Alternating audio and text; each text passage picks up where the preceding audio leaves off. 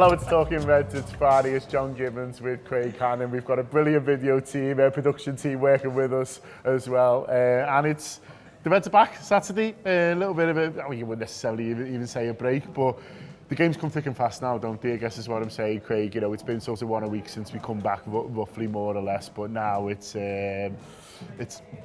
full throttle. Yeah, every 4 days it is, and that's exciting. That's, you know, the Reds are so far clear in the league that you can go into these games and sort of enjoy them at the moment. That's how I feel anyway.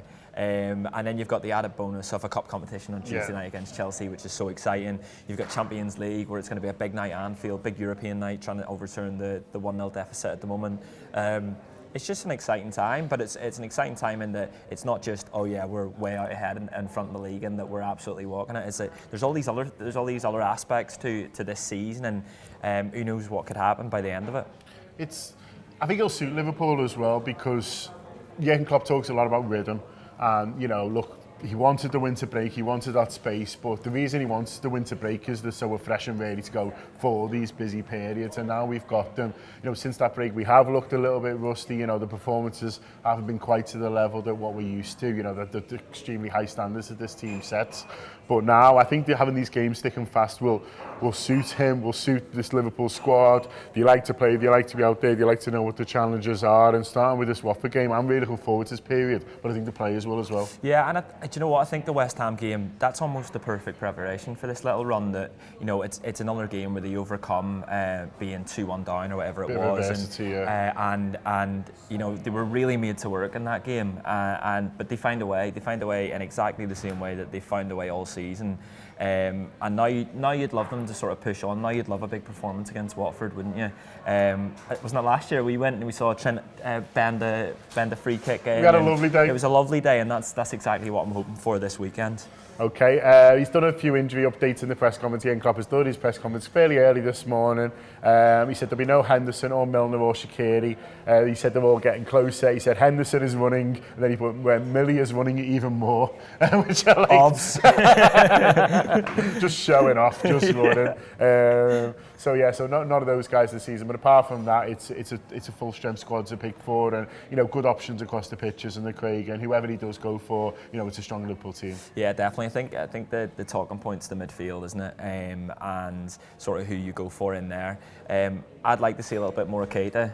I know he brings him off in the West Ham game, but I feel like he's the kind of player that sort of can unlock defences, and he's in between the lines and always sort of driving forward with his head up. He's always looking to make something happen, and I think we'll need that in this game. You know, there's Oxlade-Chamberlain did all right when he came on as well, and then obviously Fabinho in there. Who you picking? Wijnaldum as well.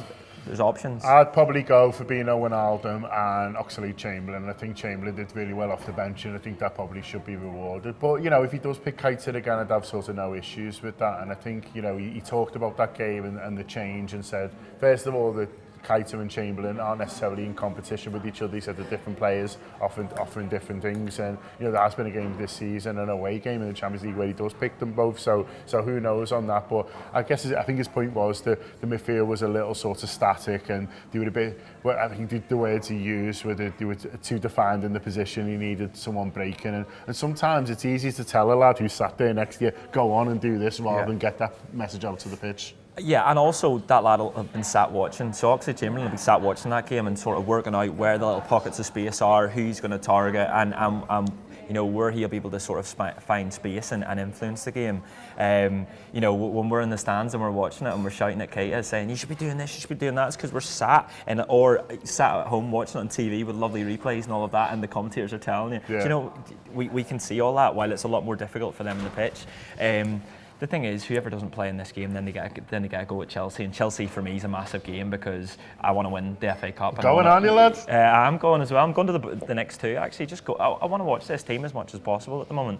But the cup competition's an extra sort of added, like, I don't know, it's just something for me I'm excited about. So, you know, if you don't see Keita in this game, then you see him in the next game. If he puts in a performance in that, then you hopefully see him against Bournemouth and so on. There's opportunities for these players, and players like Keita and Oxlade-Chamberlain to really sort of, you know, stamp their place in this side, you know, coming into the next 3 months. is right. In terms of Watford, though, they will obviously be dangerous. They're 19th in the table at the moment, but doing pretty well under Nigel Pearson. He certainly sort of put more fights on them. Jürgen Klopp talked about the threat that they pose, not the fact that they defend well in a deep block, and the fact that they're fighting for every point at the moment.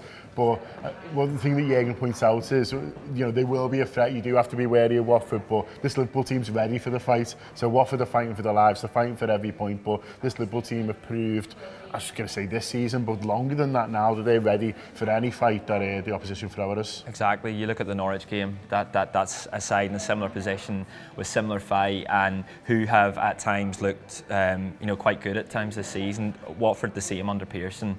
They look a completely different outfit, don't they? I've watched a couple of the games, not necessarily always got the results, but it will be a difficult game, and it's a cool little stadium, Watford, isn't it? It feels sort of proper traditional. It's a decent atmosphere, and it's a 5:30 kickoff as well, so they'll be bang up for it. So will the Reds, look, it'll be difficult, but I'd be expecting 3 points as with every game at the moment. Okay, we're going to have a little break now. When we come back, we're going to talk about new contracts and coconut bevies. But in the meantime, I think we've got a little clip, have we? Yeah, the preview show. Oh, that was great. I did it. Just made that up. It's another relegation candidate against Liverpool. I think as well, Kev, there's so much stuff to take in about how good Liverpool are. It's hard to process it all, isn't it? Like there's another match, it's another record, another best. And I've pulled up here the home and away tables for the Premier League. Liverpool are top of both of them. But on the road, it's unbelievable. So played 13, won 12, drawn 1, lost none, scored 26, but conceded 6. And that's by far and away the best defence on the road. So, after that, you're looking at like sort of Leicester have conceded 12 there. But no one's Sheffield United have only conceded 12 on the road. But no one's near. Like the consistency on the road's been unbelievable, hasn't it? Yeah, but they're a team that they've got players right through the spine of the team that just will not allow any sort of drop. We say it every week on this show most of the time, saying like the players out there will not take anybody for granted. So it doesn't matter if it's Watford who are near the bottom of the league, or whether we're playing Man City away or whatever. The likes of your Virgil van Dijk, your Henderson, the goalie as well, Mo Salah, just go through the span of the team there, and you just know that if anyone takes the foot off the gas, they will get absolutely nailed, and that'll be on the pitch as well as at half-time or afterwards. So they're going into these games thinking every game matters, and obviously it's getting to the point now where really it doesn't. I know we shouldn't be saying that, but it doesn't, because we're going to win the league, and it's inevitably already done. But the players will not be thinking like that. And there's other players around the squad who must be looking, going, like Naby Keita the other day, he's come in and he's had a bit of a mare, if we're all totally truthful about it. And Oxlade-Chamberlain's there, comes on, changes the game, and now he must be a shoo-in to start. Adam Lallana is not necessarily at the same level as Oxlade-Chamberlain, but if there's another space that opens up, or someone takes the foot off the gas, all throughout the squad, like the centre-half, there's 4 of them there all vying for the positions. Maybe the full-backs are the only ones you could say aren't. But there's nobody allowed to take the foot off the gas, because if they do, there's an able-bodied replacement for them. So that's why six goals conceded all season on the road isn't unbelievable. It's absolutely mad, isn't it? That was the preview show. I just realised I only did the tactics board, but I'm sure the rest of it was excellent as well. That was a little clip from that. If you do want to watch more of that, that is on our YouTube channel. So obviously with the few issues we've been having, technically all our video has been going up on our YouTube rather than on our subscription service. So you're able to enjoy that whether you subscribe or not on our YouTube channel if you want to watch the full one. But I do want to talk... Coconut bevies. This is when the analysis starts, isn't it? Coconut bevies. Schauko, I believe it's pronounced. I've been practicing that. Andy Heaton's been teaching me how to say it. So Schauko is how it's pronounced. He knows his brands, Andy, doesn't he? Oh, he knows his coconut chat. Who do you think he is? He's been helping me. But I mean, they've had some great marketing recently. As marketing manager and head of brand at the Anfield app, you must be thinking, they've smashed it there. I mean, that advert is unreal. Oh, it's brilliant. I mean, give us Mane or not Mane, Firmino and Henderson and the lads, and we'll box some cool videos. But it's brilliant. Like the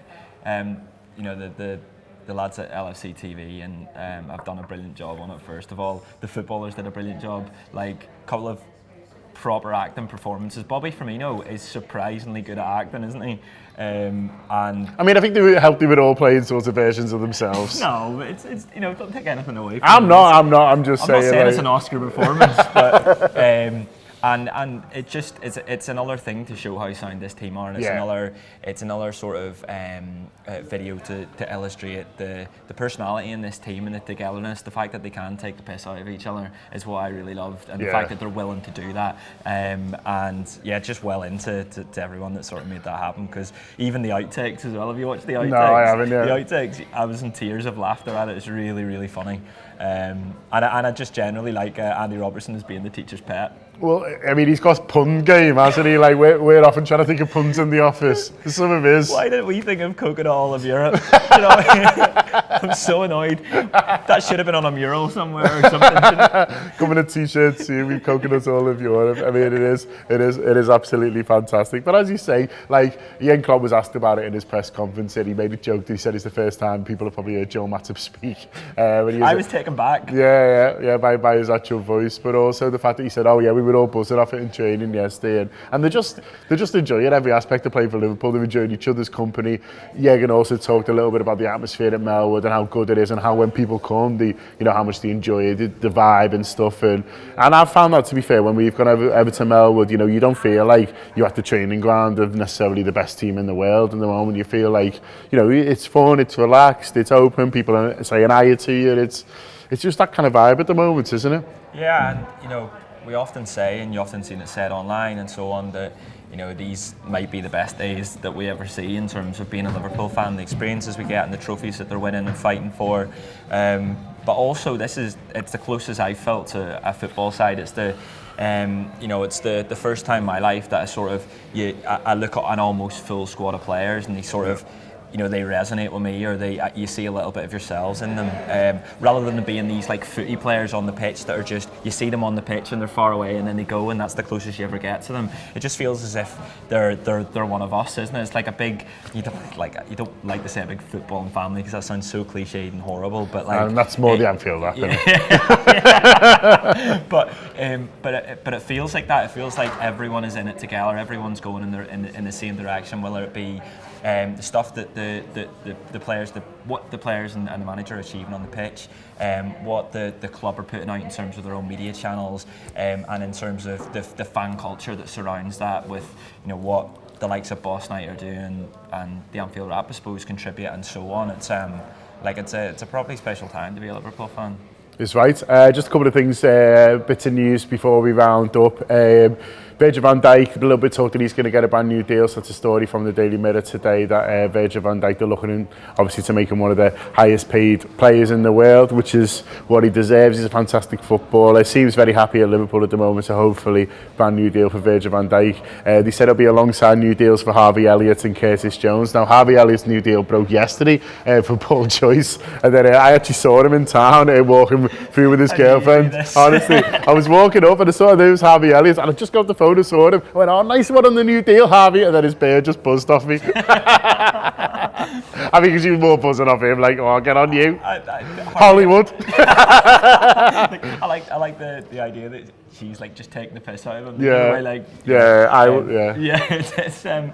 I was thinking of Harvey Elliott. I just remember back in the summer before he'd signed for Liverpool, and he turns up to the Tranmere. Yeah, friendly, probably wasn't meant to be there. And he definitely wasn't meant to be there. He was trying to stick under the wraps. He sort of had his hood up, and I mean, he wasn't sort of blended in very well. He has his mad hair, and he was dressed a bit like a goth, really. But Patrick from The Office saw him and just sort of like darted over to him, and Harvey's like, "I'm not meant to be here, lads. Don't tell anyone." And Patrick's like that with his camera phone. But yeah, he's I'm made up that we've tied him down. He looks special at times, and it's mad when you see him playing for Liverpool, and he's 16. Yeah, like 16. I know. Well, I thought that after his beard had laughed at me, I was like, well, it is. I was like, your dad walking past. He's just a 16-year-old kid that's that's hopefully going to be at Liverpool for a very long time and fulfil the potential that seemingly he looks destined to, and it looks as if the club are you know, made up with what they've been able to do in terms of bringing him here at that age. Yeah, is right to it. All of those players, and the fact that everyone just wants to be at Liverpool, everyone wants to have fun. They're even wanting to make videos for sponsors. That's how much people have enjoyed it. I hope you're enjoying these brilliant Reds too. Let's all enjoy the Reds tomorrow. Don't forget, if you're not there, the best place to share the journey of sport in Liverpool is through all our social media accounts. And also, yeah, through the post-match content we'll be putting out as well. But in the meantime, nice one and up to Reds.